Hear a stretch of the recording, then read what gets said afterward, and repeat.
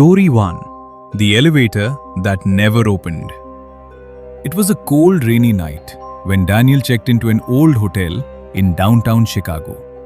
The building looked abandoned from the outside, but the receptionist assured him it was fully operational. At 12:41 a.m., Daniel took the elevator to his room on the 7th floor. The lights flickered slightly as the doors closed. Halfway up, the elevator suddenly stopped. The display changed. -1. Daniel frowned. Basement? That's weird. I didn't press that. The doors slowly opened with a loud metallic sound. What he saw made his stomach drop. It wasn't a basement. It was pure darkness. No walls, no floor. Just an endless cold void with wind blowing upward like the building had no bottom. And then, from inside that darkness, something breathed. Daniel quickly hit the close button. The doors shut instantly. The elevator started moving again like nothing happened. But when he reached the 7th floor, the hallway lights were off, and every door was slightly open. Behind him, the elevator display flickered one last time. Welcome back. Story 2. The Midnight Phone Call. Emily was living alone in New York after moving for college.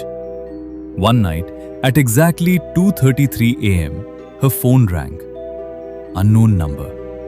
She answered and heard her own voice, but crying.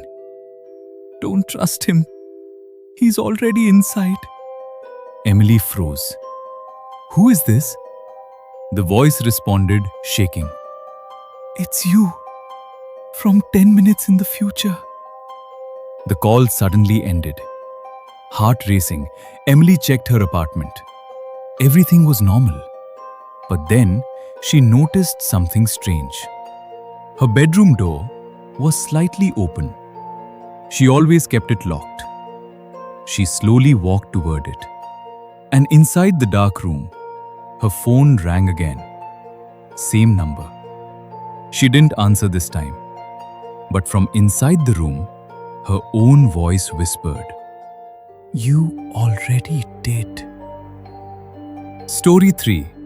The Extra Passenger. A taxi driver named Robert was working late-night shifts in Los Angeles. At 1:15 a.m., he picked up a young girl standing alone near a dark street. She didn't speak, just gave an address. The ride was silent. When they arrived, Robert turned back, and the girl was gone. No door opened, no sound, just empty backseat. He assumed she left early. Next morning, he saw a missing poster. Same girl. But the date said, missing since 2018. Robert felt his blood run cold. That night, his taxi camera footage was reviewed. It showed something horrifying. The girl never entered the car, but someone else did. Sitting beside him the whole ride. Something Robert never saw in his mirror. Story 4. The Forest Camera Footage. A hiking group in Oregon found a lost GoPro camera in a dense forest. They decided to check the footage. At first, it showed a man hiking normally, talking to the camera. Day 2. Still alive out here. But then, the camera picked up footsteps behind him. He turned around. Nothing. He continued walking, but the footsteps continued. Then came the disturbing part. The camera showed a shadow behind him, perfectly copying his movements. Every step he took, it repeated 1 second later, like a delayed mirror. The man started running. The shadow started running too, but now it was closer than before.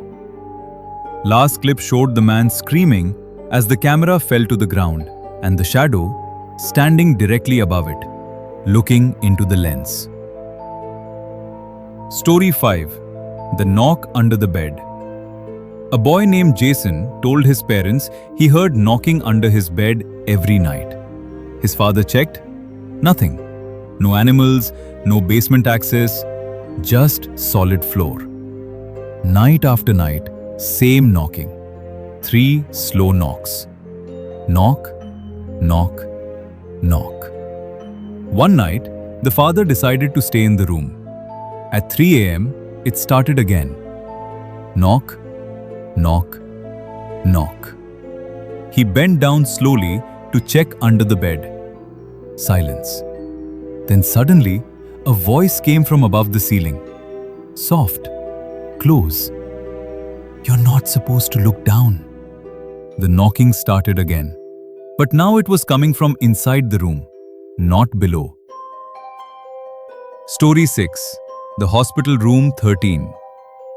A young nurse named Claire started working night shifts at an old hospital in Boston.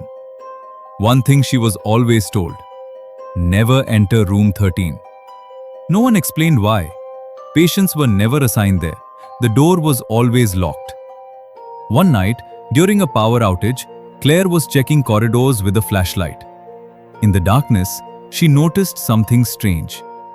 Room 13's door was open, slowly creaking. She hesitated, but curiosity won. Inside the room, everything looked clean. Too clean, like it was recently used. And then she saw him. A patient sitting on the bed, staring directly at her. He smiled. "You're late tonight." Claire froze. "I think you're in the wrong room." The man tilted his head. "No, you always come at 2 a.m. Her heart dropped. "I've never worked here at night before." The man's smile faded slowly. "That's what you always say, before you forget again." Behind Claire, the door closed by itself, and the lights turned on. But this time, the hospital looked completely different.